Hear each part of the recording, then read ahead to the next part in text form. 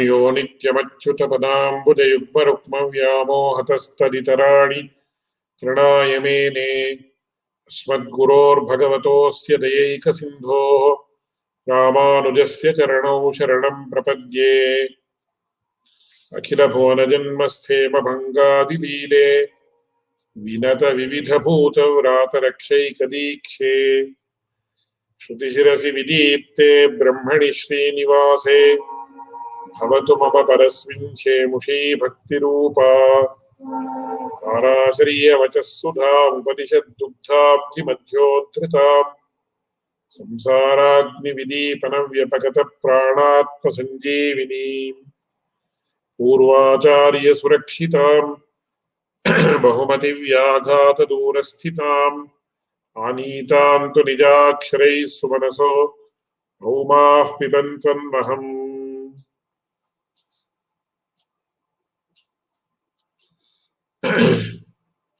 இரண்டாவது அத்தியாயம் முதல் பாதம். இதுல ரெண்டு அதிகரணங்கள். முதல் அதிகரணம் ஸ்மிருத்தியனவகாச ஸ்மிருத்தியதிகரணம் அப்படின்னு சொல்லக்கூடியது. ஸ்மிருத்தியனவகாச தோஷ பிரசங்க இது சேன்னா அந்நிய ஸ்மிருத்தியனவகாச தோஷ பிரசங்காத் அப்படின்னு இருந்த அதிகரணம். அந்த அதிகரணம் அதுக்கப்புறம் அதோட சேர்ந்த மாதிரி இருக்கக்கூடியது அடுத்த அதிகரணம் யோக பிரத்யுக்தி அதிகரணம் அப்படின்னு ஏதேன யோக பிரத்யுக்தா அப்படின்னு சொன்ன அதிகரணம். இந்த ரெண்டு அதிகரணத்துடைய விஷயத்தையும் இப்போ இதுவரையில் பார்த்தோம். மேற்கொண்டு மூணாவது அதிகரணம் ந விலக்ஷணத்துவாதிகரணம் அथवा விலக்ஷணத்துவாதிகரணம் அப்படின்னு பேர். இதற்கு அவிலக்ஷணத்துவாதிகரணம் அப்படின்னு பேர் அப்படின்னா ந விலக்ஷணத்வாரஸ்ய ததாத்வஞ்ச சப்தாத் அப்படின்னு இந்த சூத்திரம் ஆரம்பிக்க போறது. இதுல முக்கியமா இனிமே நாம பார்க்கக்கூடிய விஷயம் என்னன்னா இது அவிரோதாத்தியாயம்னு சொல்லி இருக்கக்கூடிய இரண்டாவது அத்தியாயம். சமன்வயாத்தியாயத்துல முக்கியமாக பிரம்மணி ஜெகத்காரணத்துவவாதினீனாம் ஸ்ருதீனாம் சமன்வய அப்படின்னு சொல்ற ரீதியில ஒவ்வொரு ஸ்ருதி வாக்கியத்தையும் எடுத்துட்டு இதுல இந்த மாதிரி சந்தேகத்துக்கு அவகாசம் இருக்கு, பரமாத்மா தான் ஜெகத் காரணம் அப்படின்னு சொல்ல முடியாது, ஏன்னா பிரகிருதி ஜெகத் காரணம் அப்படின்னு சில வாக்கியங்கள் சொல்ற மாதிரி இருக்கு, இல்ல ஜீவாத்மா ஜெகத் காரணம் அப்படின்னு சொல்ற மாதிரி இருக்கு, இல்ல வேற வேற மாதிரி ஆகாசம் அதை இதுன்னு அதெல்லாம் ஜெகத் காரணம் அப்படின்னு சொல்ற மாதிரி இருக்கு அப்படின்னு வாக்கியங்களை கொண்டு விசாரம் பண்ணது முதல் அத்தியாயம். இந்த அதிகரணத்துல எப்படின்னா வாக்கியங்களையே கொண்டு விசாரம் பண்ணணும் அப்படின்னு நிர்பந்தம் கிடையாது. வாக்கியத்தை வச்சுன்னு தான் விசாரம் பண்றோம். ஆனா வாக்கியத்தையே போக்கஸா வச்சுக்கிறதுன்னு. ஏன்னா இதுல அவிரோதாத்தியாயம் அப்படின்னு பேர்.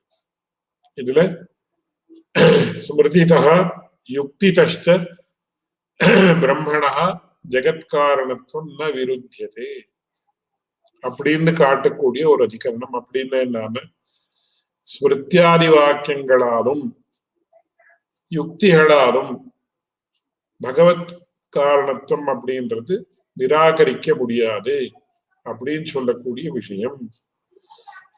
To mention that the Brahman alone is the cause of the universe is according to logic also. It is not contradicted by logic. In fact, it is substantiated by logic. அப்படின்னு சொல்லக்கூடிய விஷயம் இந்த அத்தியாயத்துல பூர்த்தியாக. அதனால அந்த அதிகரணத்துடைய ஒரு கிரமத்து முதல் அத்தியாயத்துல வரக்கூடிய அதிகரண கிரமத்துக்கும் இந்த அத்தியாயத்துல வரக்கூடிய அதிகரண கிரமத்துக்கும் வித்தியாசம் உண்டு அப்படின்றது முதலாக நம்ம கவனிக்க வேண்டிய விஷயம். மேற்கொண்டு இப்போ இந்த அதிகரணத்துடைய விஷயத்தை பார்க்கலாம்.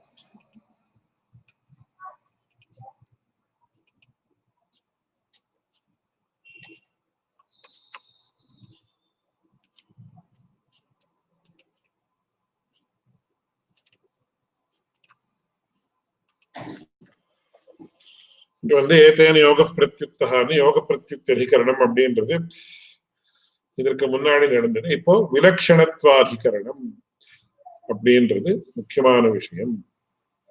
இங்க என்ன இந்த அதிகரணத்துடைய ஒரு சாராம்சம் என்ன அப்படின்னு கேட்டேன்.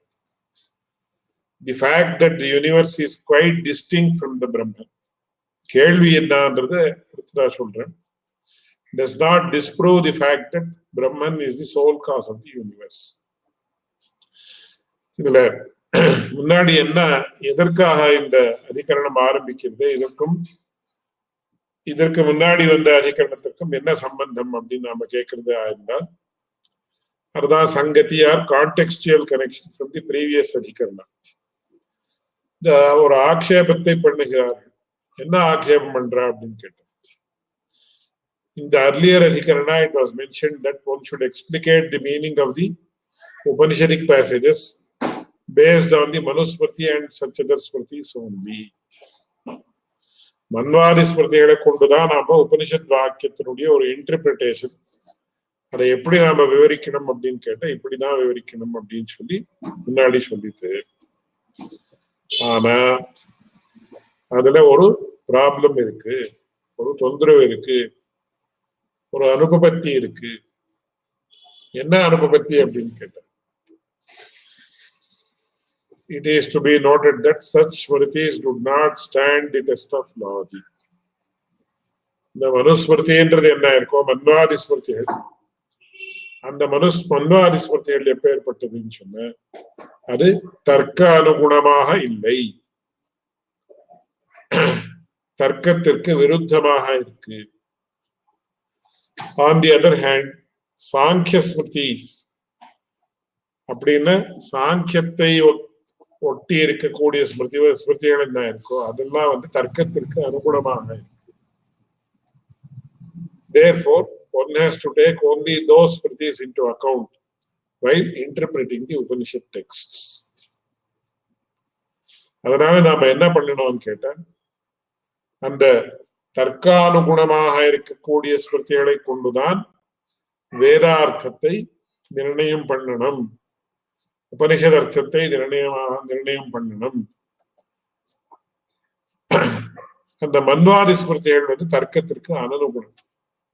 அதனால அந்த உபபிரம்மணம் அப்படின்னு நாம என்ன சொன்னோமோ ததர்த்த விசதீகரணம், வேதத்திலே சொன்ன அர்த்தம் என்ன உண்டோ அந்த அர்த்தத்தினுடைய விசதீகரணம் அப்படின்றது மன்வாதி ஸ்மிருதிகளை கொண்டு பண்ண முடியாது. பேஸ்ட் ஆன் மன்வாதி smritis it should not be done. ஏன்னா அது தர்க்கத்திற்கு விருத்தமான விஷயத்தை சொல்றது. ஆன் தி அதர் ஹேண்ட், இந்த காபில ஸ்மிருத்தியாதிகள் அதுவா கபில மத அனுகுணமாக இருக்கக்கூடிய ஸ்மிருதிகள் என்ன உண்டோ அந்த ஸ்மிருதிகள் தான் தர்க்கத்திற்கு அனுகுணமாக இருக்கு. அதனால அந்த சாங்கியாதி ஸ்மிருதிகள் தான் நாம இங்கே பிரதானமாக வச்சுண்டு வேதார்த்தத்தை உபனிஷத் அர்த்தத்தை நாம நிர்ணயிக்கணும் அப்படின்னு சொல்லி கேள்வி, அப்ஜெக்ஷன். அதற்கு எப்படி சுவாமி அது உங்க இந்த சாங்கிய மதம் அथवा சாங்கிய ஸ்மிருதி நீங்க என்ன சொல்றீங்களோ அथवा காபில ஸ்மிருதி நீங்க என்ன சொல்றீங்களோ அந்த ஸ்மிருதி தர்க்கத்திற்கு அனுகுணமாக இருக்கு, இன்னும் மனுஸ்மிருதி தர்க்கத்திற்கு விருத்தமாக இருக்குன்னு எப்படி நீங்க சொல்ல முடியும் அப்படின்னு கேள்வி கேட்டா அதுக்கு தான் இங்க சூத்திரத்தை காட்டுறேன். விலக்ஷணத்வாரஸ்ய ததாத்வஞ்ச சப்தாத் அப்படி இங்க லெஃப்ட் சைட்ல பாருங்க, அஸ்ய விலக்ஷணத்வாதி அப்படின்னு என்ன அர்த்தம்? Since the universe consisting of ignorance, ajnanam, misery, dukkham, fallacies, etc., doshadiyal, is quite distinct from the Brahman, which is consisting of pure and exalted knowledge, happiness, and totally devoid of fallacies. Therefore, the universe cannot have emanated from the Brahman. Tathatvancha, அப்படின்றது நமக்கு எப்படி தெரியுது அப்படின்னு வேத வாக்கியத்தாலேயே சொல்லப்படுறது. நீங்க எந்த உபனிஷத்துக்களை வச்சுண்டு பிரம்ம காரணத்துவத்தை பிரதிபாதிக்கிறீர்களோ அந்த உபனிஷத் வாக்கியமே என்ன சொல்றதுன்னா, இந்த ஜீவாத்மாவும் பிரகிருத்தியும் இது ரெண்டும் சேர்ந்து ஜெகத்து என்ன இருக்கோ அந்த ஜெகத்தும் பரமாத்மாவும் அத்தியந்த விலட்சணம், அத்தியந்த விலட்சணமான ரெண்டு வஸ்துக்களுக்கு காரிய காரண பாவம் வர முடியாது. The universe cannot have emanated from the Brahman because it is totally distinct from the universe.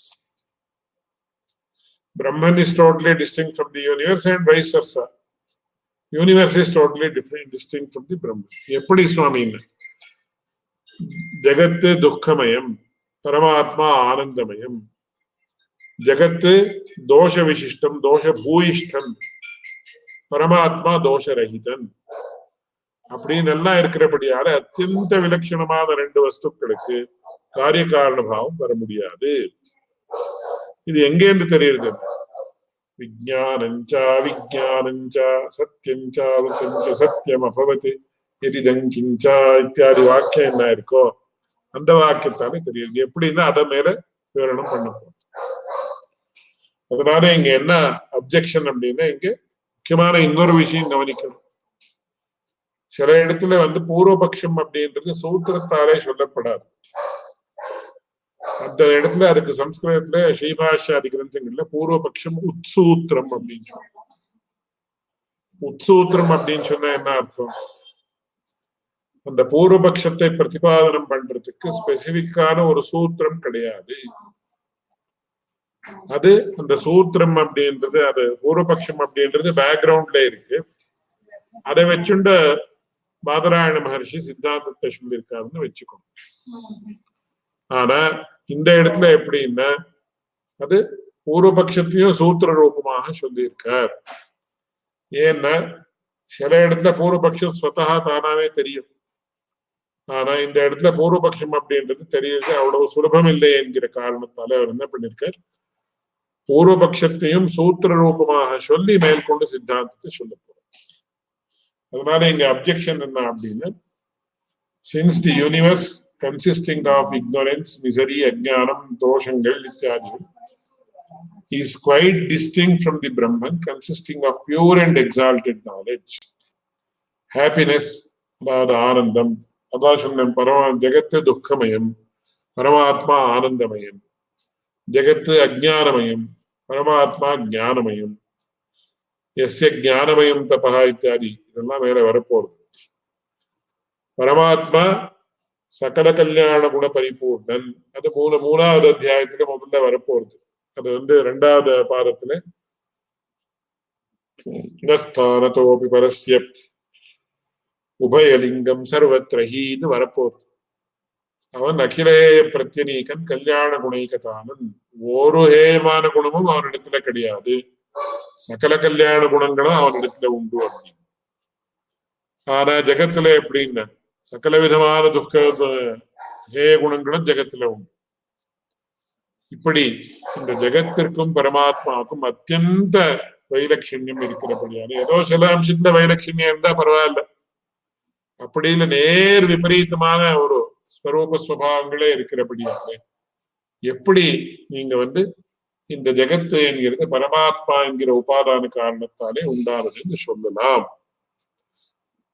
ஏன்னா காரணகண குணாக காரியே சங்கிராமந்தின்னு ஒரு நியாயம். எப்படின்னு உதாரணத்திற்கு ஒரு மண்ணுடைய ஒரு கட்டி, இந்த மண் கட்டின்றது ஒருவேளை அது கருப்பாக இருந்தால் அதுல இருந்து உண்டாகக்கூடிய பானை எப்படி இருக்குன்னா கருப்பா இருக்கும்.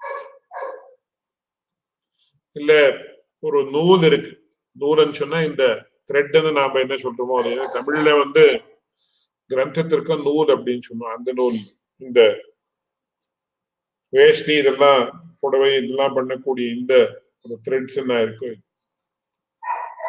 பியூர்லி ஒயிட் த்ரெட்ல இருந்து பண்ண உண்டாகக்கூடிய ஒரு துணி என்ன ஆகும், அது வெளுப்பாகும். முன்னாடியே டை பண்ணி கலர் கலராக இருந்தால் அதுல இருந்து உண்டாகக்கூடிய துணி எப்படி இருக்கும், கலர் கலராக தான் இருக்கும். அதனால காரணத்திற்கும் காரியத்திற்கும் சில அம்சங்கள்ல ஏதோ சில அம்சங்கள்ல வைலட்சண்யம் இருக்கலாம். உதாரணத்திற்கு அதுலயும் ஒவ்வொரு அவஸ்தையில, உதாரணத்திற்கு மண் அப்படின்னு இருக்கு, அதுக்கு பிருத்தன்னு பேரு. பிண்டத்வாவஸ்தான்னு முதல்ல இருக்கக்கூடிய ஒரு கட்டியாக இருக்கக்கூடிய வஸ்து, அது அந்த அவஸ்தைக்கு பிண்டத்வாவஸ்தான்னு பேர். ஒரு பிண்டத்வாவஸ்தையில இருக்கக்கூடிய மண்ணால நாம தீர்த்தத்தை கொண்டு வர முடியுமான்னு முடியாது. அது எப்போ பானையாக மாறுறதோ, பரிணாமத்தை அடையிறதோ, அப்போ அது என்ன ஆகும்? ஜலாகரண யோக்கியம் அப்படின்னு சொல்லுவோம். அந்த பானையினுடைய ஆகாரத்தை அடைந்த மண்ணாலே தீர்த்தத்தை கொண்டு வரலாம். மறுபடியும் அது ஒடிஞ்சு போயிடுச்சுன்னு வச்சுக்கலாம். அப்போ என்ன ஆகும்? லோஷ்டத்வாவஸ்தான்னு சின்ன சின்ன தூளாக, சின்ன சின்ன பீசஸ் ஆக இருக்கும். அப்போ அதை வச்சுட்டு தீர்த்தம் கொண்டு வர முடியுமான்னு முடியாது. ஆனா எல்லா இடத்துலயும் மண்ணுதான் அது. அதனால வைலட்சண்யம் சில அம்சத்துல இருக்குன்னு சொல்லணும். ஆனா சம்பூர்ணமான வைலட்சண்யம் 2 வஸ்துக்களுக்கு இருக்குன்னு, அது அந்த 2 வஸ்துக்களுக்கு காரிய காரண பாவம் அப்படின்றது வர முடியாது. இப்ப பிரகிருதத்துல என்ன இருக்கு? பிரம்மம் ஆனந்தமயம் அப்படின்னு நீங்க சொல்றீங்க. ஆனா அந்த ஜகத்து என்கிறது துக்கமயம் அப்படின்னு நாம பாக்குறோம். எங்க பார்த்தாலும் துக்கம்தான் பிரதானமா தெரியுது, சரியா பாக்குறவாள். ஏன்னா யோக சூத்திரத்துல ரொம்ப ஆச்சரியமா சொல்றது, சர்வமேவ துக்கம் விவேகினஹா அப்படின்னு. பகவத்கீதையிலும் ரொம்ப ஆச்சரியமா சொல்றது, ஏஹி சம்ஸ்பர்ஷஜா போகா துக்கயோனயேவதே ஆத்யந்தவந்த கௌந்தே யனதே சுரமதே புதா. அதனால சுகமபி துக்கமேவ விவேகினா. இந்த லௌகிகமான சுகம் அப்படின்றதும் துக்கமயம்தான். உதாரணத்திற்கு ஒரு லௌகிகமான உதாரணத்தை சொல்லணும்னா, இந்த இன்டாக்சிகேஷன், ஸ்மோக்கிங், இதுல இருந்து வரக்கூடியது அது சுகம் அப்படின்றது சுகாபாசமே தவிர சுகம் இல்லைன்னு எல்லாருக்குமே தெரியுது.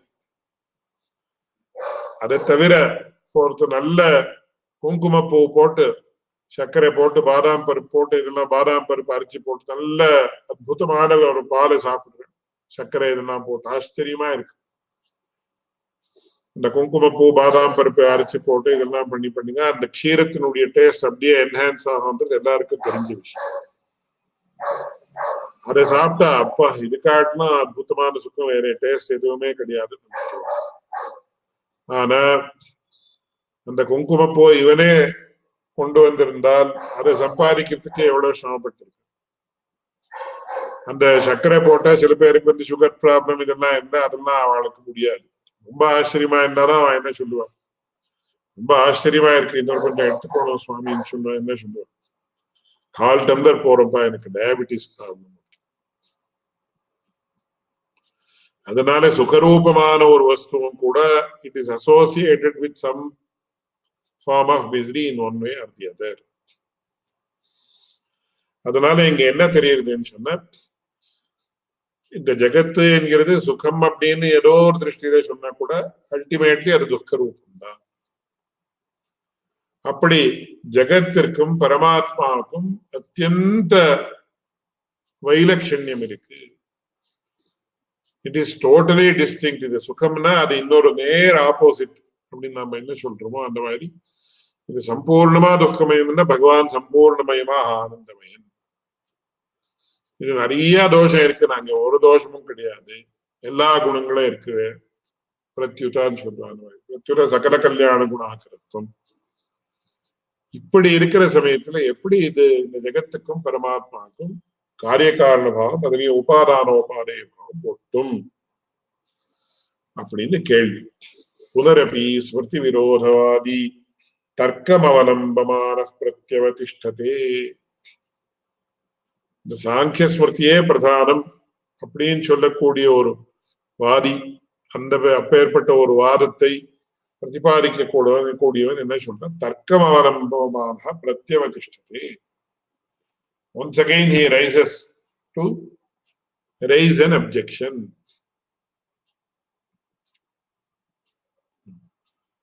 Sorry, the dog barking பக்கத்துல இதா இருந்து, it is difficult to control because it is not in our control. I request you to kindly bear with it. Next week I will try to inform the person if he can do it.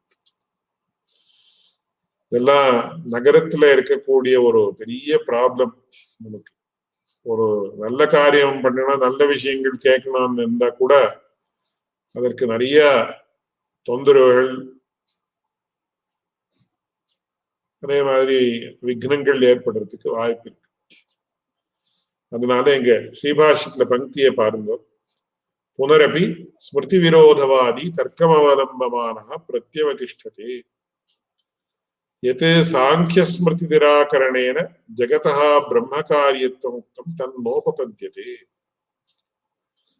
ஏன்னா அஸ்ய பிரத்யக்ஷாதிபிः அச்சேதனத்வேன அசுத்தத்வேன அனீஸ்வரத்வேன துக்காத்மகத்வேன ச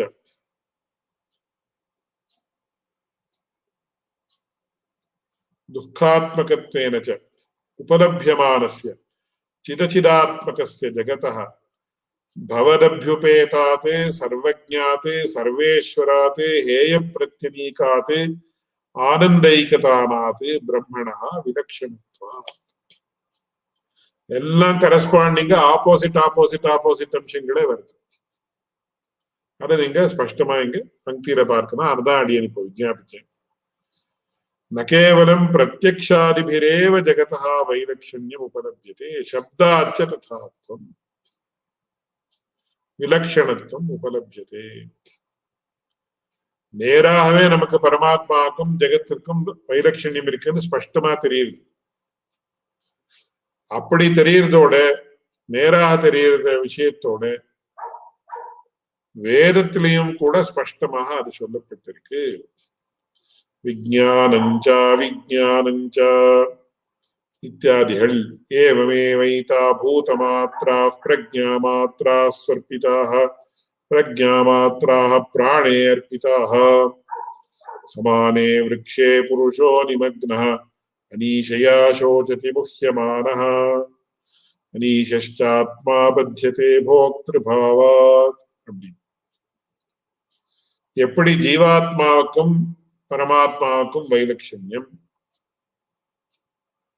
அச்சேதனத்திற்கும் பரமாத்மாவுக்கும் வைலட்சண்யம் எப்படின்னு ஸ்பஷ்டமா காட்டப்பட்டிருக்கு உபனிஷத்துக்கிறது அநேக வாக்கியங்களிலே. சமானே விருக்ஷே புருஷோ நிமக்னः அனீஷயா சோசதி முஹ்யமானः. பிரசித்தமான உதாரணம் என்ன உதாரணம் அப்படின்னு, துவாசுபர்ணௌ சயுஜௌ சகாயௌ. சயுஜா சகாயான்னு ஸ்ரௌத்தமான பிரயோகம், அது ஒரு பாடம் இருக்கு. சில பேர் இப்படியும் சொல்லுவார், சயுஜௌ சகாயௌ சமானம் விரக்ஷம் பரிஷஸ்வஜாதே தயோரன்யா பிப்பலம் ஸ்வாத்வத்தி அனஷ்ணன்யோ அபிச்சாகசீதி. ஒரு விரக்ஷம், எது அந்த விரக்ஷம்னா இந்த சரீரம். அந்த விரக்ஷத்துல ரெண்டு பட்சிகள், சுபர்ணௌ சயுஜௌ சகாயௌ. பரஸ்பரம் ரெண்டு பட்சிகளுக்கும் ஸ்நேகம் உண்டு, ரெண்டு பேரும் ஃப்ரெண்ட்ஸ் அப்படின்ற. எப்படி சுவாமி ஜீவாத்மாக்கும் பரமாத்மாக்கும் அப்படின்னா, நவவித பக்தின்னு சொல்ற சமயத்துல அங்க என்ன சொல்றது அப்படின்னா, அந்த நவவித பக்தி சொல்றப்போ என்ன சொல்றது,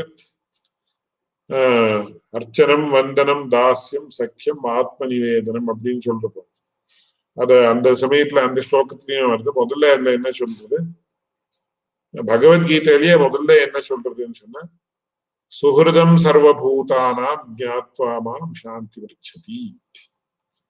இவர்களுக்கு ஸ்நேகம், ஃப்ரெண்ட்ஷிப், அதற்கு சம்ஸ்கிருதத்துல சுஹிருத்வம் மித்ரத்துவம் சுஹிருத்வம் அப்படின்னு எல்லாம் சப்தங்கள். இந்த பரமாத்மாவே என்ன சொல்றான்னு சொன்ன, சுஹிருதம் சர்வபூதானாம், சர்வ ஜீவானாம், ஜீவாத்மான் கூட சொல்லல, சர்வபூதானாம் அப்படின்னு ஜீவத்தோட இருக்கக்கூடிய எல்லா வஸ்துக்களும், அதற்கெல்லாம் எல்லாவற்றுக்கும் நான் ஸ்நேகிதனாக இருக்கிறேன், சுஹிருத்தாக இருக்கிறேன் பகவானே சொல்லக்கூடிய வார்த்தை. அதனால துவா சுபர்ணௌ துவௌ சுபர்ணௌ சயுஜௌ சகாயௌ. சயுஜௌ சயுஜௌ அப்படின்னு சாயுஜ்யம், சயுஜோர் பாவஹா சாயுஜ்யம், சாயுஜ்ய மோட்சத்துல வர சமயம். சாயுஜ்யம் அப்படின்னு சயுக்கு சமான குணயோகா. அப்படி பரமாத்மாவுக்கும் ஞானானந்த ஸ்வரூபத்துவம் அப்படின்றது உண்டு, ஜீவாத்மாவுக்கும் ஞானானந்த ஸ்வரூபத்துவம் அப்படின்றது உண்டு. மேற்கொண்டு மோட்ச தசையில இவனுக்கு அவனுக்கு நிரஞ்சனா பரமம் சாமியம் சொல்லி குணாஷ்டக யோகம் அப்படின்னு சொல்றது என்னன்னா அபாத பாப்பத்துவம், விஜரத்துவம், விமிருத்துவம், விஷோகத்துவம், விஜிகத்துவம், அபிபாசத்துவம், சத்தியகாமத்துவம், சத்தியசங்கல்பத்துவம், இப்படி 8 குணங்கள் பரமாத்மாவுக்கும் இவனுக்கும் சமானமாக ஆகிவிடுறது அப்படின்னு சொல்றது. அதனால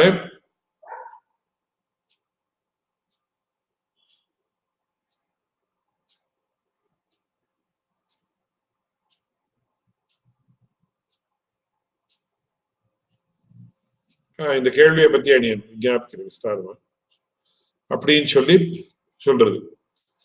அப்படி துவோ சுபர்ணோ சயுஜோ சகாயோ சமானம் விருட்சம் பரிசஸ்வஜாதே, ஒரே விருட்சத்துல 2 பட்சிகள், தயோரண்யா பிப்பலம் ஸ்வாத்வத்தி, அதுல ஒரு பட்சி என்ன பண்றதுன்னு சொன்னா அந்த விருட்சத்துல விடக்கூடிய பழங்களை சாப்பிட்டு அதனுடைய பலனை அனுபவிக்கிறது. தயோரண்ய பிப்பலம் ஸ்வாத்வத்தி அனஷ்ணன்யா அபிச்சாகசி, இன்னொரு பட்சி அந்த கர்மபலத்தை சாப்பிடாமல் சாட்சியாக நிற்கிறதுன்னு சொல்றது. அதை சொல்லிட்டு அடுத்த மந்திரமே இங்க வரக்கூடிய மந்திரம் சமானே விருக்ஷே புருஷோ நிமக்னஹ அனீஷயா சோசதி முஹ்யமானஹ. அதுல ஒரு பட்சி அந்த பழத்தை சாப்பிடக்கூடிய பட்சி எதுன்னா அதுதான் ஜீவாத்மா, கர்மபலத்தை அனுபவிக்கிறது. அதுதான் இங்க சொல்றது சமானே விருக்ஷே புருஷோ நிமக்னஹ அனீஷயா சோசதி, சோசத்தின்னு சோகத்தை அனுபவிக்கிறான். எப்படி முக்கியமானஹா, மோகத்துக்கு உட்பட்டு அவன் சோகத்தை அனுபவிக்கிறான், துக்கத்தை அனுபவிக்கிறான். அப்படி அதே மாதிரி அனீஷாத்மா பத்தியதே போக்திருபாவாத், நான் தான் போக்தான்ற ஒரு பிரமத்தால என்ன பண்றான்னா பந்தனத்துக்கு உட்படுகிறான். இத்தியாதிபி காரியஸ்ய ஜகதः அச்சேதனத்வ துக்கித்வாதயः நிர்திஷ்யந்தே. இப்படி இருக்கிறபடியால என்ன ஆகுதுன்னு சொன்ன இந்த ஜீவாத்மா அப்படியே அச்சித்து இது 2ஆலையும் கூடி இருக்கக்கூடிய ஜகத்து, அது என்ன ஆகுதுன்னா அது அச்சேதனத்துவ துக்கித்வாதய நிர்திஷ்யந்தே. பிரகிருத்தில சேத்தனத்துவம் கிடையாது, அநேக தோஷ விசிஷ்டத்துவம் இருக்கு. ஜீவாத்மாவில சேத்தனத்துவம் இருந்தாலும் துக்கித்துவம் இருக்கு. அதனால இது பரமாத்மாவுக்காட்டிலும் அத்தியந்த விலட்சணம். யத்தி காரியம் தத் தஸ்மாத் விலட்சணம் யதா ஹி ஜகதः அச்சேதனத்துவ துக்கித்வாதயः நிர்திஷ்யந்தே. யத்தி காரியம் தத் தஸ்மாத் அவிலட்சணம் யதா மிருத் சுவர்ணாதி காரியம் கடருச்சகாதி. இதுக்கு ஸ்லைடு எல்லாம் முன்னாடியே காட்டப்பட்டிருக்கு, அதானே அடியே நீங்க ஸ்லைடு காட்டுறது. இப்பொழுது நமக்கு என்ன தெரியுது, என்ன தங்கம் அப்படின்னு நம்ம சொல்றோம், தங்கத்தாலே பண்ணியிருக்கக்கூடிய ஒரு வடை இருக்கலாம், இல்ல ஒரு தோடுன்னு சொல்லுவா தோடு இருக்குன்னா மாதிரி எத்தனையோ ஆபரணங்கள் தான் இருக்கு. அது முன்னாடி தங்கம் எப்படி இருக்குன்னா it will be in the form of a biscuit or something like that. அது ஒரு கனமாக இருக்கு. அது இதாக ஆகணும் அப்படின்னு சொன்னா என்ன ஆகுது, அது தங்கம் தான் அப்படின்னு நமக்கு ஸ்பஷ்டமா தெரியுது. ஏன்னா காரணஸ்ய பிரத்யபிக்ஞா காரியே திருஷ்யதே, காரணத்துடைய ஒரு ஸ்வரூபம் காரியத்துல ஸ்பஷ்டமா தெரியுது. அதனால இதுவும் தங்கம் அதுவும் தங்கம், அதனால இதற்கு அதுதான் உபாதானம் அப்படின்னு நமக்கு ஸ்பஷ்டமா தெரியுது. அதனால அதுவா நமக்கு இன்னொரு உதாரணம், பிரசித்தமான உதாரணம் மண்ணு. இந்த மண்ணாலே என்ன ஆகுதுன்னு சொன்ன செட்டிப்பானை அப்படின்னு பண்றோம், பார்த்த உடனே இதுவும் மண்ணுதான் அப்படின்னு நமக்கு தெரியும்.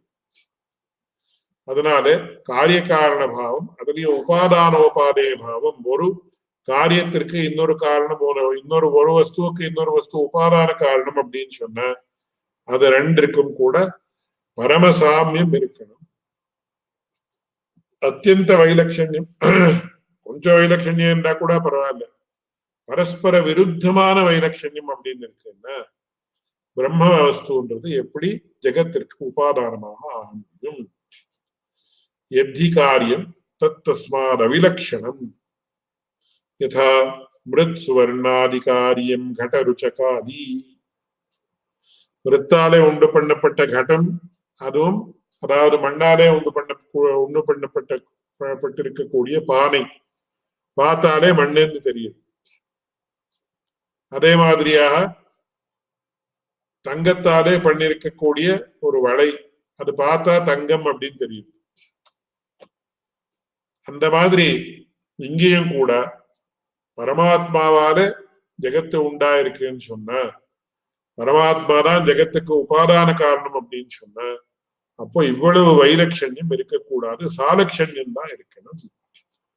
ஆனா இங்க எந்த அம்சத்திலையும் சாலட்சண்யமே கிடையாது, வைலட்சண்யம் தான் இருக்கு. இது விஸ்தாரமா சொல்லப்பட்டிருக்கு. இது வரையில் அடியேன் விஞ்ஞாபிச்சு.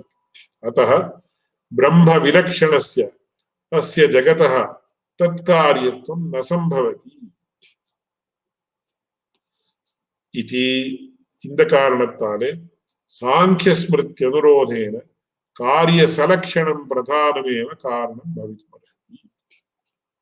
என்ன சுவாமி மனுஸ்மிருதியில என்ன சொன்னார்? பிரம்மன் தான் ஜெகத் காரணம், ஜெகத் உபாதானம் அப்படின்னு சொன்னார்னு நீங்க அவ்வளோ புகழ்றீங்க. ஆனா அந்த பிரம்ம மனுஸ்மிருதியில சொல்லி இருக்கிறது மொத்தம் தப்புதான். ஏன்னா தர்க்க விருத்தம். அது என்ன தர்க்கம் அப்படின்னு என்னன்னு மேல சொல்ல போறோம். எப்படின்றது அதை பார்த்துட்டு மறுபடியும் இதை விவரிக்கிறேன். அவசியஞ்ச சாஸ்திரஸ்ய அனன்யாபேக்ஷஸ்ய அதீந்திரியார்த்த கோச்சரத்வேபி தர்க்கோ அனுசரணீயः யஸ் சர்வேஷாம் பிரமாணானாம் क्वचित् क्वचित् விஷயே தர்க்க அனுகிரஹீதானாமேவ அர்த்தநிச்சய ஹேதுத்வம். தர்க்கோ ஹி நாம அர்த்தஸ்வபாவ விஷயேன வா சாமக்ரி விஷயேன வா நிரூபணேன அர்த்தவிசேஷே பிரமாணம் வியவஸ்தாபயதி ததிதி கர்த்தவ்யதா ரூபம் ஊஹாபரபர்யாயம் ஞானம் ததபேக்ஷாத் சர்வேஷாம் பிரமாணானாம் சமானம். शास्त्रस्य तु विशेषेण आकांक्षा सन्निधि योग्यता ज्ञानाधीन प्रमाणभावस्य सर्वत्रैव तर्कानुग्रहापेक्षा. उक्तञ्च मनुना यस्तर्केणानुसन्धत्ते सधर्मं वेद नेतरः तदेव हि तर्कानुगृहीत शास्त्रार्थ प्रतिष्ठापनं श्रुत्या च मन्तव्यः इत्युपदिश्यते. அப்படின்னு ரொம்ப ஆச்சரியமான ஒரு சில விஷயங்களை இங்க சொல்றேன். முதல்ல கீழேந்து அடியேன் விஞ்ஞாபின்னு சொல்லுவாரு. மனுஸ்மிருதியில ஒரு முக்கியமான வார்த்தை உண்டு. என்ன வார்த்தை அப்படின்னு கேட்டார், ஆர்ஷம் தர்மோபதேசம் வேதசாஸ்திர அவிரோதினா எஸ் தர்க்கேண அனுசந்தத்தே சதர்மம் வேத நேதர. ஆர்ஷம் தர்மோபதேசம், ஆர்ஷம் உபதேசம், தர்மோபதேசம். ஆர்ஷம் அப்படின்னு ரிஷிப்ரோக்தமான ஒரு உபதேசம். ரெண்டாவது தர்மோபதேசம். அந்த ரெண்டையும் எஸ் தர்க்கேண அனுசந்தத்தே சதர்மம் வேத. தர்மம் அப்படின்னா என்ன, தர்மஹா அப்படின்ற சப்தத்துக்கு என்ன அர்த்தம் அப்படின்னு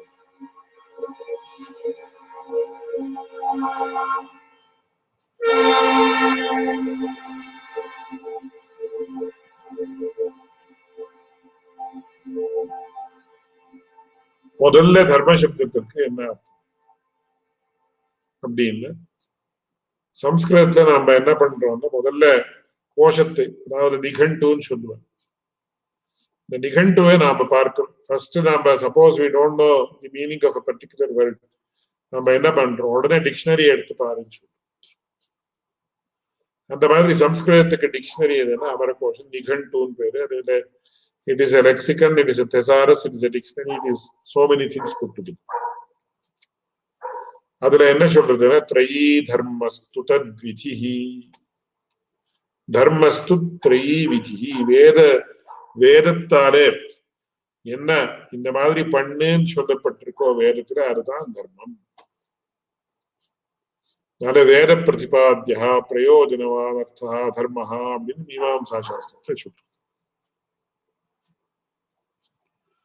அந்த தர்மத்தை நாம புரிஞ்சுக்கணும்னு சொன்னா அப்போ எப்படி புரிஞ்சுக்கணும் அப்படின்னு, எஸ் தர்க்கேண அனுசந்தத்தே சதர்மம் வேதா, it should be well substantiated by means of reasoning. இப்போ உதாரணத்திற்கு ஒரு விஷயத்தை அடியன் விஞ்ஞாபிக்கிறேன். ஒரு பையன் இருக்கான். இந்த சின்ன பையன் என்ன பண்றான்னு,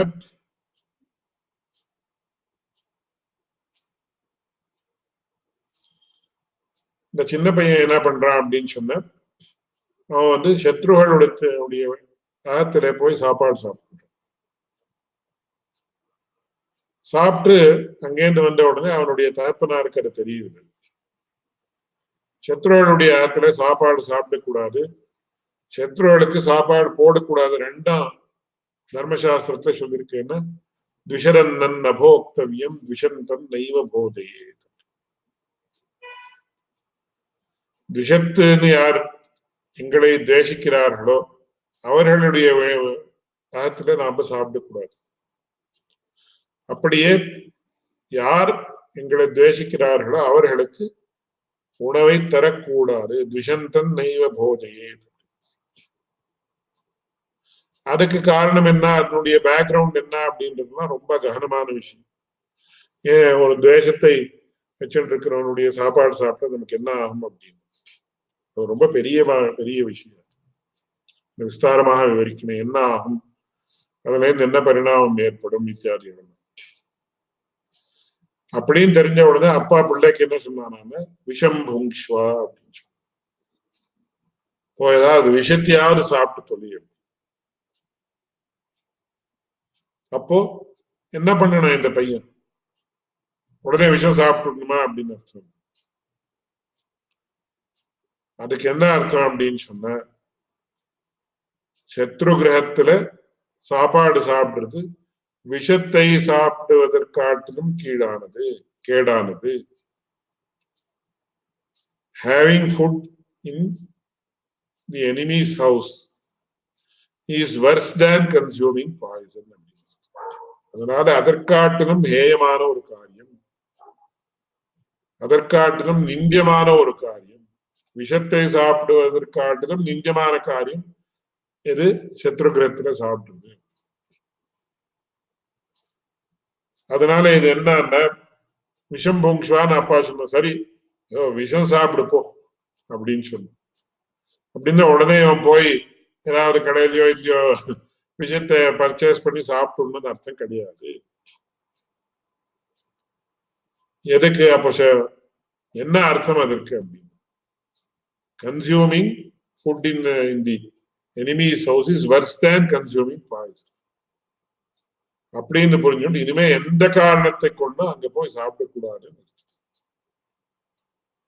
சத்ருகிரஹே மா புங்ஷ்வா அப்படின்னு அர்த்தம். விஷம் புங்ஷ்வான்றதுக்கு என்ன அர்த்தம், விஷம் புங்ஷ்வா என்கிற ஒரு வார்த்தையை எப்படி நாம இன்டர்பிரேட் பண்ணணும் அப்படின்னு கேட்டோம்.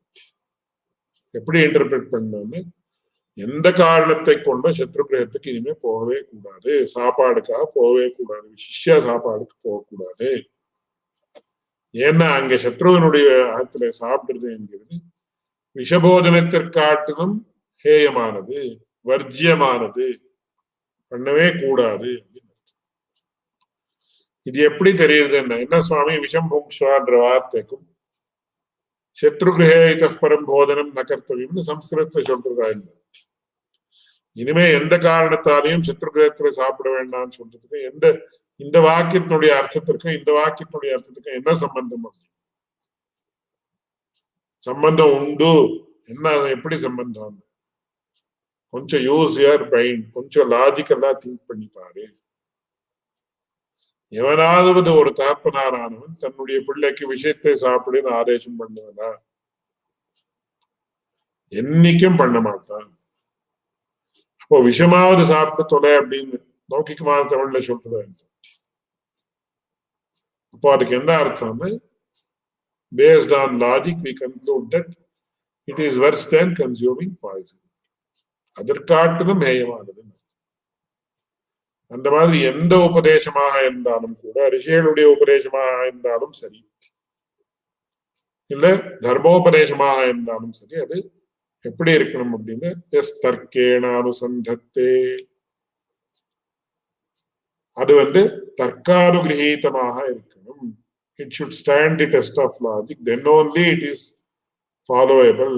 அப்பேற்பட்டவனுக்கு தான் சரியாக தர்மம் புரியும். சதர்மம் வேத, அவ்வளவு மட்டும் சொல்றது. என்ன இதரஹா, யாருக்கு லாஜிக்கெல்லாம் திங்க் பண்ணி அந்த லாஜிக்கை இந்த இன்டர்பிரிட்டேஷனுக்கு அப்ளை பண்ணக்கூடிய சாமர்த்தியம் கிடையாதோ அவனுக்கு தர்மம் புரியாது அப்படின்னு சொல்றது. அதனால நாம எல்லா இடத்துலயும் தர்க்கத்தினுடைய ஒரு சகாயத்தை கொண்டுதான் ஆகணும். அதான் மேற்கொண்டு என்ன வரப்போறது, தர்க்க பிரதிஷ்டானா, முன்னாடியே வந்து தர்க்க பிரதிஷ்டானா அதபி அப்படின்னா என்ன சுவாமி, இந்த இடத்துல தர்க்கம் வேணும், தர்க்கத்தாலதான் புரிஞ்சுக்கணும், தர்க்கத்தினுடைய சககாரத்தாலதான் புரிஞ்சுக்கணும் நீங்க சொல்றீங்க. அங்க தர்க்க அப்பிரதிஷ்டானாத்னு சொல்லி இதுல மேல சொல்ல போறீங்க. என்ன இது ஒண்ணுக்கு ஒண்ணுக்கு மறுபடியும் இதுவும் பரஸ்பர விருத்தமா இருக்கு. அங்க என்ன சொல்றது, தர்க்க பிரதிஷ்டானா. ஏன்னா தர்க்கம் என்கிறது it is not the final. தர்க்கத்தாலேயே நாம எல்லா விஷயத்தையும் நிர்ணயம் பண்ண முடியாது அப்படின்னு அந்த தர்க்க பிரதிஷ்டானா, பிரதிஷ்டா என்கிற சப்தம் என்ன சொல்றதுன்னா ஃபைனல். காஷ்டா பிரதிஷ்டா அப்படின்ற சப்தம் எந்த அர்த்தத்துல நாம எடுத்துக்கணும், அथवा எந்த அர்த்தத்துல உபயோகம் பண்ணப்பட்டிருக்கு அப்படின்னு கேட்டா ஃபைனல் அப்படின்ற அர்த்தம். தர்க்கம் it cannot give the final verdict அப்படின்னு அர்த்தம். தர்க்க பிரதிஷ்டானா. அதனாலதான் வேறத்தை என்ன சொல்றதுன்னா நைஷா தர்க்கேண மதிராபனீயா. அதனால நாம ரொம்ப ஒரு பேலன்ஸ்ட் வியூ எடுத்துக்கணும் எந்த விஷயத்த, தர்க்கத்தினுடைய விஷயத்துல. we cannot neglect தர்க்கத்தை நாம உதாசீனம் பண்ண முடியாது. அதே மாதிரியா எல்லாவற்றையும் நான் தர்க்கத்தினுடைய ஒரு இதுலயே அழக்கிறேன்னு சொல்லி அழக்கிறது தப்பு. அதனாலதான் இங்க என்ன சொல்ற, பிரமாணானாம் அனுகிராஹக. ஒரு பிரமாணத்தை கொண்டு ஒரு விஷயத்தை நிர்ணயிக்கணும் அப்படின்னு தர்க்கத்தினுடைய சககாரத்தை எடுத்துக்கணும் அப்படின்னு லௌகிகமான சப்தத்தை சொல்றதா என்ன, தர்க்கா should cooperate, it should not be cooperate அப்படின்னா என்ன அர்த்தம். தர்க்கா is the main, should not be the main operator. கூட அது சகாயத்தை பண்ணணும் அப்படின்னு நாம எடுத்துக்கணும். அதனால அது கோஆபரேஷனே தவிர அதுவே பிரதானம் அப்படின்னு எடுத்துக்க கூடாது அப்படின்றது எல்லாருக்கும் சம்மதம். அது ஒவ்வொரு பிரமாணத்திற்கும் பிரமாணானாம் அனுகிராஹக அப்படின்னு நியாய பாஷ்யத்துல ஆச்சரியமா சொல்றார். இங்கே அதான் சொல்றார். அது பிரத்யக்ஷமாக இருக்கலாம், அனுமான பிரமாணமாக இருக்கலாம், சப்த பிரமாணமாக இருக்கலாம். எதுவாக இருந்தாலும் நமக்கு தர்க்கத்தினுடைய ஒரு சகாயம், தர்க்கத்தினுடைய ஒரு ஹெல்ப் ஆர் கோஆபரேஷன் அப்படின்றது அர்த்த நிர்ணயத்திற்கு அவசியமாக வேண்டும். இது எல்லா சித்தாந்திகளுக்கும் சம்மதம், பூர்வபக்ஷிகளுக்கும் சம்மதம், எல்லாருக்கும் சம்மதமான விஷயம். The role of tarka can never be discounted. இப்போ உதாரணத்திற்கு எப்படி சுவாமி சப்த பிரமாணத்தை தர்க்கத்தினுடைய உபயோகம் எப்படின்னு அதான் இங்க சொல்றாரு. ஒவ்வொரு பிரமாணத்திலையும் அது ரொம்ப இம்பார்ட்டன்ட், ரொம்ப பிரதானம். சப்த பிரமாணத்துல எப்படி, இப்போ ஒரு வாக்கியம் இருக்கு. என்ன வாக்கியம் அப்படின்னு,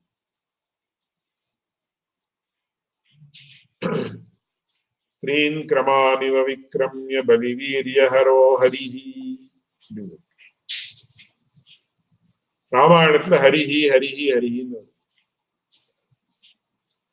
சில இடத்துல விஷ்ணு என்கிற சப்தத்துல அர்த்தத்துல வருது, சில இடத்துல கபிஹி என்கிற அர்த்தத்துல ஹரிஹி. சோ எந்த இடத்துல ஹரி சப்தம் கபிவாச்சகம், எந்த இடத்துல ஹரி சப்தம் விஷ்ணுவாச்சகம் அப்படின்னு we have to use the logic. த்ரீன் கிரமான் அவன் அந்த ஆஞ்சநேயன் எப்படி அந்த லங்கைக்கு போனா அங்க எப்படி அந்த லங்காதானம் பண்ணினா இத்தியாதிகள்லாம் சொல்ற சமயத்தை என்ன சொல்ற த்ரீன் கிரமானிவ விக்ரமிய பலிவீரிய ஹரோ ஹரி.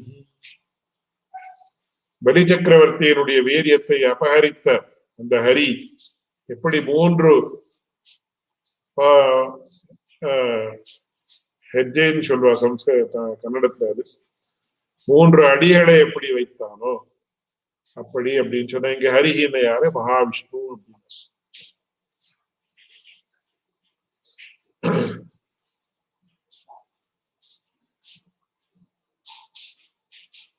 இன்னொரு இடத்துல ஹரிஹின்னு ஆஞ்சநேயனுக்கு விசேஷமா ஹரிஹின்னு வந்து அப்போ ஹரிஹின்னா கபிஹின்னு. இந்த மாதிரி ஹரி சப்தத்திற்கு 14 அர்த்தங்கள் உண்டு. ஏன்னா சில இன்னொரு இடத்துல ஹரிஹின்னா சிம்மம் அப்படின்னு அர்த்தம். சிம்ஹோ மிருகேந்திர பஞ்சாஸ்ய ஹரியர்க்ஷ கேசரி ஹரி. அதனாலதான் நரசிம்மருக்கு சொல்றப்போ நிருஹரி நரஹரின்னு பேர் வச்சுக்கிறான், நிருஹரின்னு சொல்றான். நிருஹரி நரஹரின்ற சப்தத்துல என்ன அர்த்தம்னா நரசிம்ஹா அப்படின்னு. அந்த இடத்துல ஹரிஹின்னா விஷ்ணுன்ற அர்த்தம் கிடையாது. நிருசிம்ஹான்னு சொல்றதுக்கு பரியாயமாக நரஹரிஹி நிருஹரிஹின்னு சொல்ற. அப்போ நரசப்தத்தோட சேர்ந்து இருக்கக்கூடிய ஹரி சப்தம் வந்ததுன்னா அந்த ஹரி என்கிற சப்தத்திற்கு சிம்மம் அப்படின்னு அர்த்தம். அதே மாதிரியாக த்ரீன் கிரமானி விக்ரமிய பலி வீரிய ஹரஹா ஹரிஹி. ஹரின்றதுக்கு விஷ்ணுன்னு அர்த்தம். நரசிம்மான்ற சப்தத்திற்கு விஷ்ணுனுடைய அவதாரம்னு அர்த்தம் வரும். நரஹரிஹி என்ற சப்தத்துக்கு வெறும் ஹரிஹி என்ற சப்தத்துக்கு அந்த இடத்துல நரஹரி என்ற இடத்துல வரம் ஹரி என்ற சப்தத்துக்கு என்ன அர்த்தம்னு சொன்னா சிம்மம் அப்படின்னு அர்த்தம். இன்னொரு இடத்துல ஹரிஹின்னு குரங்குன்னு அர்த்தம். ஹனுமான் அப்படின்ற சொல்ற சமயத்துல ஹரிஹின்னு குரங்கு அப்படின்னு. நிறைய இடத்துல ராமாயணத்துல ஹனுமானை சொல்றதுக்கு ஹரிஹி ஹரிஹி ஹரிஹி. அதனால நமக்கு என்ன லாஜிக், நரஹரிஹின்னு see the context. நரஹரிஹின்னு நிஷப்தத்தோட கூடி இருக்கிறபடியாலே மனுஷ்ய சிம்மன், மனுஷாக்காரமும் உண்டு சிம்மாக்காரமும் உண்டு அப்படின்னு சொல்லி நாம என்ன சொல்றோம், இதுவரையில் சிம்மாக்காரம் கீழே மனுஷாக்காரம் அப்படின்னு தானே நாம சொல்றோம். அதனால நரஹரிஹின்னு பேஸ்ட் ஆன் தட் லாஜிக் தர்க்கம் நம்ம என்ன சொல்றோம், நரஹரி என்கிற இடத்த ஹரி சப்தத்திற்கு சிம்மம் அப்படின்னு அர்த்தம். பலிவீரிய ஹரஹா ஹரின்னு சொல்ற சமயத்துல ஹரின்னா விஷ்ணுன்னு அர்த்தம். இன்னொரு இடத்துல இது அந்த ராமாயண ஆஞ்சநேயன் அப்படின்னு ரெஃபர் பண்ற இடத்துல ஹரின்னா கபிஹின்னு அர்த்தம், குரங்குன்னு. சோ கான்டெக்ஸ்ட வச்சுட்டுதான் நம்ம இன்டர்பிரிட்டேஷன் பண்ண முடியும். அந்த கான்டெக்ஸ்ட் அப்படின்றது ஒரு லாஜிக் தர்க்கம். இந்த மாதிரி இல்லைன்னா இது பொருந்தாது. ஹரிஹின்னா ஹரிஹின்னு சொன்னா குரங்குன்னு சொன்னா பொருந்தாது. இந்த குரங்கும் மனுஷமாக இருக்கக்கூடிய ஏதாவது ஒரு ஆக்காரம் எங்கேயாவது உண்டான்னு எங்கே கிடையாது. அதே மாதிரி பலிவீரிய ஹரஹா ஹரிஹின்னா பலிவீரியத்தை அபகரித்த குரங்குன்னு எங்கேயாவது உண்டா? இல்லை கிடையாது. இந்த பலிவீரியத்தை அபகரித்த சிம்மம்னு எங்கேயாவது உண்டான்னு கிடையாது. அதனால பலிவீரிய ஹரஹா ஹரிஹின்னு it refers to Vishnu only அப்படின்றது லாஜிக். தர்க்கேண அனுசந்தத்தேன்னு நம்ம என்ன சொல்றோமோ அது. அதனால இது ரொம்ப முக்கியமான விஷயம். சோ இந்த தர்மோபதேசமாக இருக்கலாம், ஆர்ஷம் அப்படின்னு சொல்லக்கூடிய ராமாயண பாரதாதிகள் புராணங்கள் இருக்கலாம். எதுவா இருந்தாலும் தர்க்கத்தினுடைய சாகாயம் இல்லாமல், தர்க்கத்தினுடைய ஒரு கோஆபரேஷன் இல்லாமல் அந்த இன்டர்பிரிட்டேஷன் நம்ம பண்ண முடியாது. அப்போ அந்த ஸ்மிருதி வாக்கியம் அப்படின்றது whether it stands the test of தர்க்கான்றது ரொம்ப இம்பார்ட்டன்ட். அதற்கு இப்போ இவ்வளவு தாண்டி அடியன் வேற வேற உதாரணங்கள் தான் குறிச்சு வந்தது.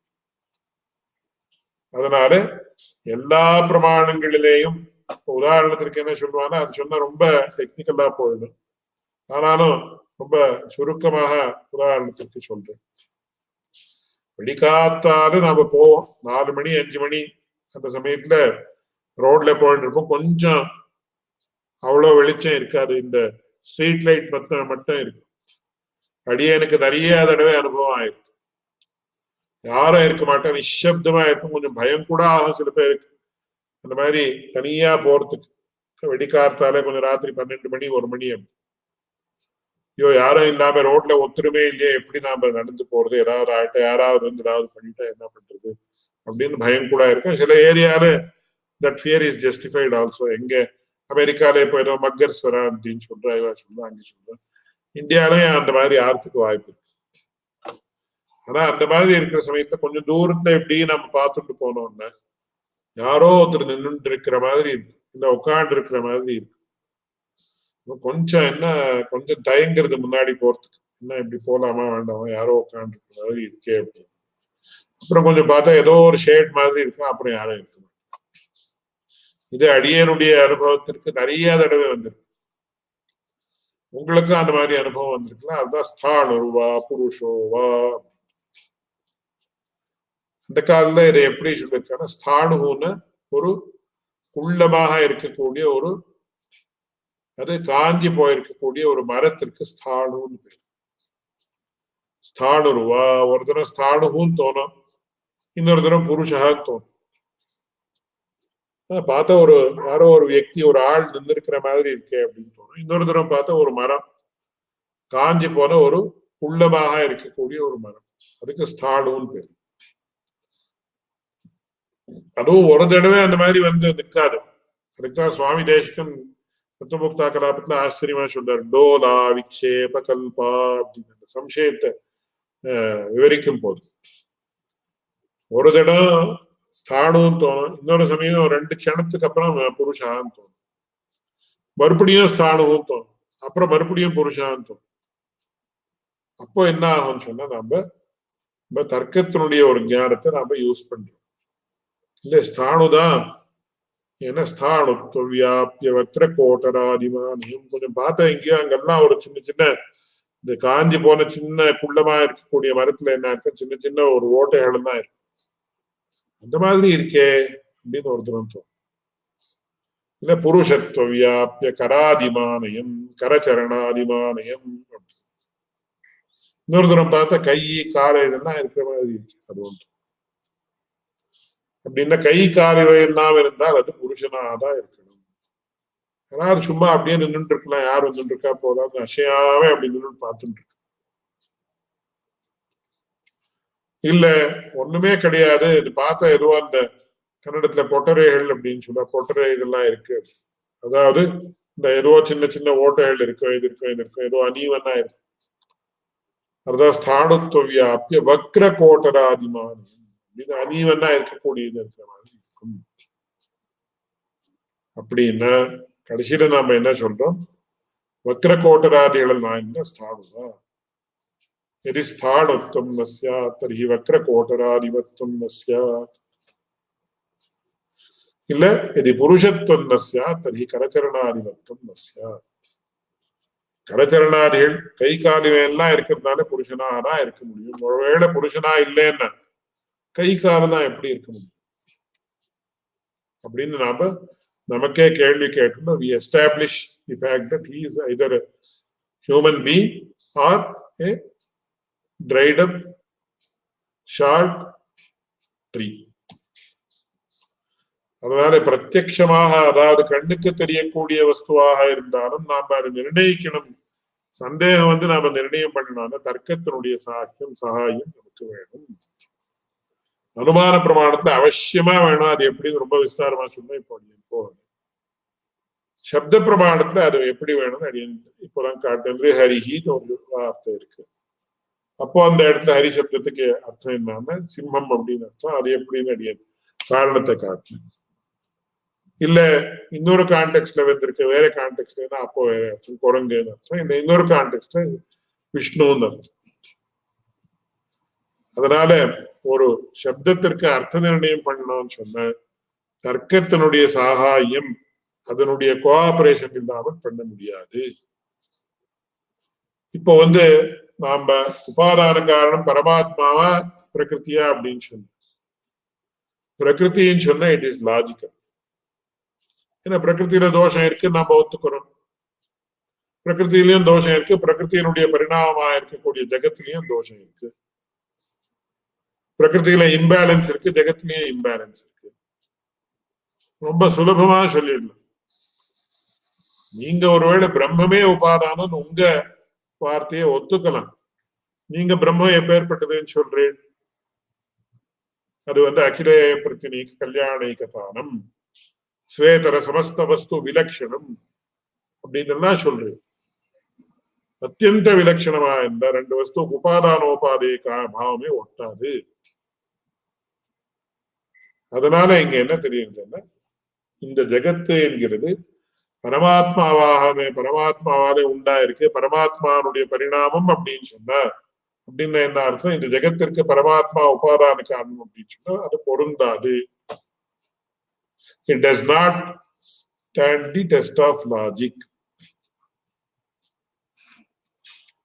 by any means. அந்த சாங்கிய ஸ்மிருதியில ஸ்பஷ்டமா இது லாஜிக்கு பொருத்தமாக இருக்கக்கூடிய விஷயத்தை சொல்றது. என்ன பிரகிருதி தான் உபாதானம். பாருங்க, பிரகிருதியும் திரிகுணமயம், ஜெகத்தும் திரிகுணமயம். ஜெகத்திலையும் தோஷம் இருக்கு, பிரகிருத்திலையும் தோஷம் இருக்குன்னு சாங்கியர்கள் ஒத்துக்கிறார்கள். இங்க பரமாத்மா ஜெகத் உபாதானம் சொன்ன, பரமாத்மால தோஷமே கிடையாது. எங்கேருந்து வந்தது ஜெகத்துக்கு தோஷம்? காரணத்துல இல்லாமல் இருக்கக்கூடிய ஒரு தர்மம் காரியத்தை எங்கேருந்து வந்தது அப்படின்னு கேட்டா அதுக்கு பதிலே கிடையாது. அதனால இந்த எல்லா காரணத்தை கொண்டு நாம என்ன சொன்னோம், விலட்சணத்வாத். இந்த ஜெகத்து சிதச்சித் ரூபமாக இருக்கக்கூடிய இந்த ஜெகத்து பரமாத்மாவுக்காக அத்தியந்த விலட்சணமான வஸ்து. அப்பேற்பட்ட ஒரு பரமாத்மா சுகம ரூபமானது, சாஸ்வத ஆனந்த ரூபமானது, தோஷகந்தமும் இல்லாமல் இருக்கக்கூடியது. அதை இந்த ஜெகத்துக்கு உபாதானம் சொன்ன பொருந்தாது. It is totally illogical. சரி, லாஜிக் வராம எந்த விட்டுடலாம்? உங்க வார்த்தையிலேயே மனுஸ்மிருதியிலே என்ன சொல்ற? எஸ் தர்க்கேணானுசந்தத்தே சதர்மம் வேதா. தர்க்கத்தினுடைய சககாரத்தாலே யார் வேதத்தை இன்டர்பிரேட் பண்றாளோ அவர்களுக்குத்தான் வேதார்த்தம் சரியா தெரியும்.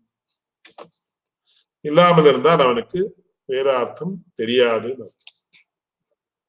இப்போ சாங்கிய ஸ்மிருதியே பொருத்தமா இருக்கு, நமக்கு யுக்தியினால தெரியுது.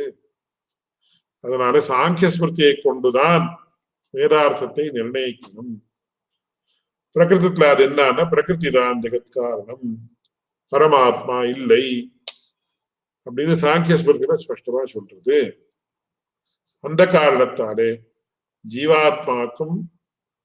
ஜீவாத்மா அச்சேதனம் பிரகிருதி இது ரெண்டும் சேர்ந்திருக்கக்கூடிய இந்த ஜெகத்திற்கு பரமாத்மா உபாதான காரணமாக ஆக முடியாது அப்படின்னு ரொம்ப பிரபலமான பூர்வபட்சத்தை இங்க உபஸ்தாபனம் பண்றார். அப்படின்னு பிரபலமான பூர்வபட்சத்தை இங்க எடுக்கிறார்.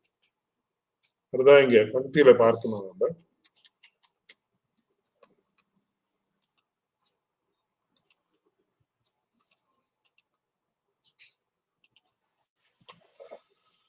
அவசியஞ்ச சாஸ்திரஸ்ய அனன்யாபேக்ஷஸ்ய அதீந்திரியார்த்த கோச்சரத்வேபி தர்க்கः அனுசரண்யः.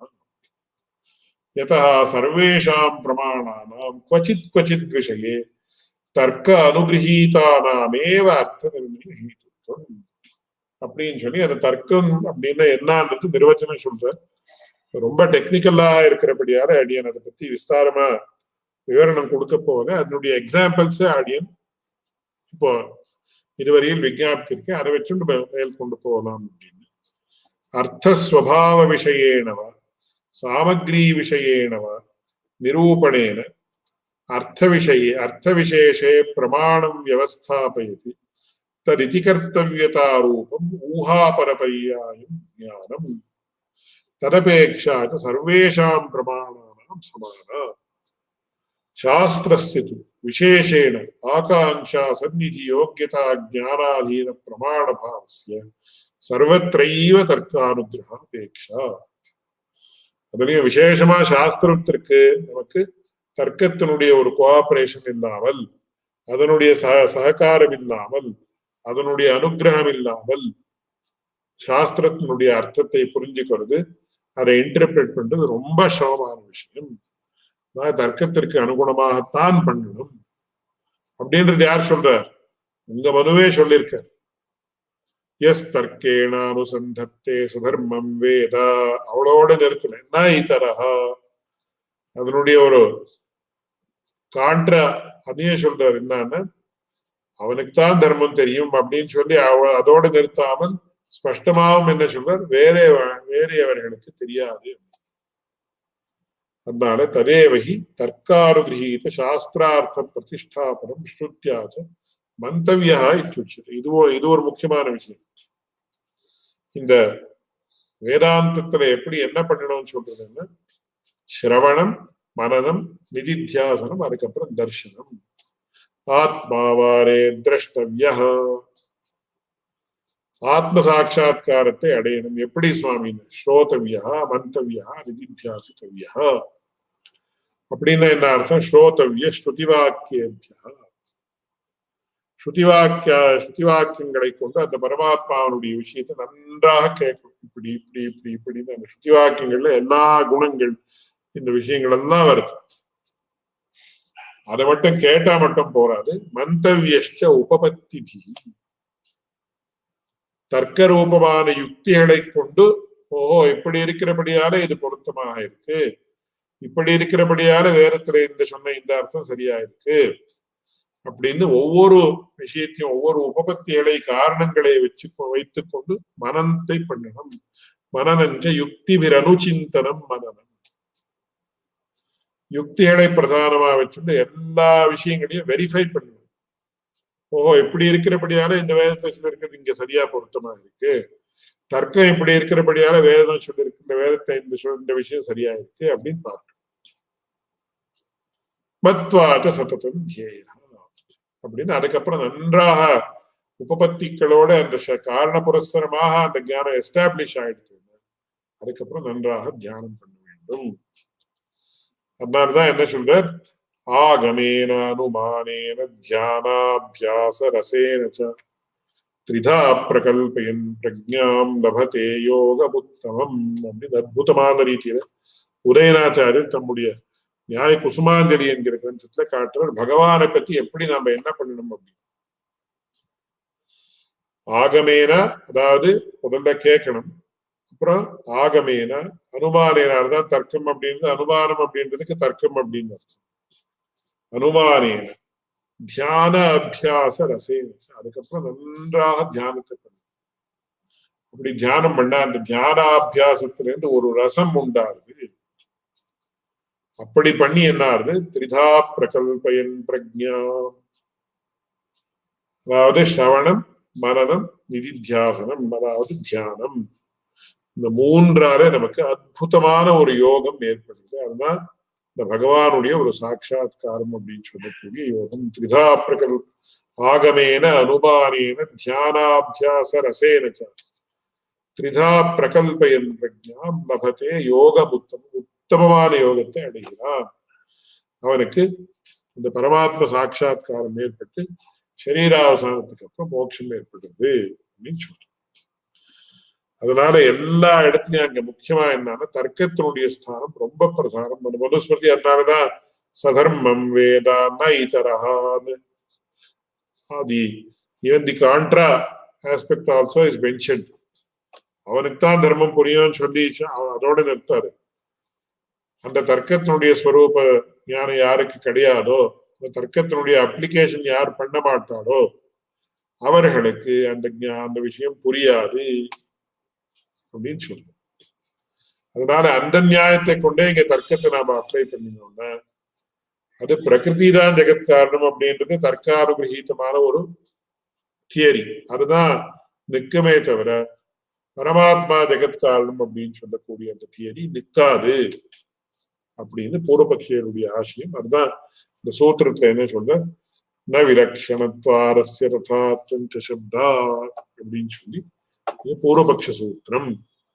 அடுத்த இன்னொரு சூத்திரமும் கூட பூர்வபக்ஷ சூத்திரம். அதுக்கப்புறம் சித்தாந்த சூத்திரம் ஆரம்பிக்கிறது. அது என்னன்ற விஷயத்தை அடுத்த வாரம் பார்க்கலாம். இதுல இங்க சாட்ல 2-3 கேள்வி இருக்கு. ஜிதந்தே ஸ்தோத்திர பாஷ்ய விளக்கமும் உண்டா அப்படின்னு எந்த இடத்துலன்னு எனக்கு தெரியல. To what you are referring? செப்பரேட்டா ஜிதந்தே ஸ்தோத்திர பாஷ்யம் அடியேன் விஞ்ஞாபிச்சுட்டு இருக்கேன். அடியேன் இப்போ அதை பத்தி விஞ்ஞாபிக்கல. இந்த ஸ்ரீபாஷ்யத்திற்கும் அதுக்கும் ஏதாவது ஸ்பெசிபிக்கா ஏதாவது சம்பந்தம் இருந்தா அதை பத்தி கேட்கலாம். இல்ல அது செப்பரேட்டா ஏதாவது கேள்வி இருந்தா அது கூட கேட்கலாம். பட் இந்த கிளாஸ் விஷயத்துல ஏதாவது கேள்வி இருந்தா அவசியமா கேட்கலாம். அது ஒரு விஷயம். 2வது கேள்வி, பிரம்மத்தை ஒவ்வொருவராலும் எவ்வாறெல்லாம் அறிய முடியும் என்பதை பற்றி முடிந்தால் எவ்வாறெல்லாம் அறிய முடியும் அப்படின்னா இந்த கேள்வியை கொஞ்சம் விளக்கமாக கேட்டா எனக்கு எவ்வாறெல்லாம் அப்படின்னா எந்தெந்த மாதிரின்னா எந்தெந்த சாதனங்களாலே அறிய முடியும் அப்படின்னா என்ன, இந்த கேள்வியை கொஞ்சம் விளக்கமாக சொன்னா அடியேன் விஞ்ஞாபிக்கிறேன்.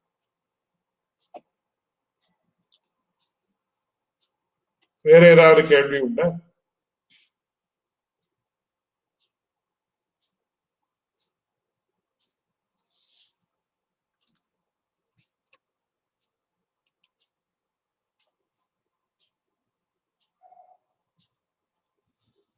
வேற ஒன்றும் கேள்வி இல்லைன்னு அடியேன் வச்சு இந்த கிளாஸ் இப்போ நிறுத்துறேன்.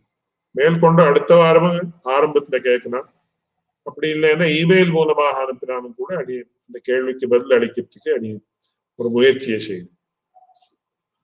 யோ நித்யமச்சுத பதாம்புஜ யுக்ம ருக்ம வியாமோஹதஸ்தரிதராணி த்ரிணாய மேனே அஸ்மத்குரோர் பகவதோஸ்ய தயைக சிந்தோः ராமானுஜஸ்ய சரணௌ சரணம் பிரபத்யே.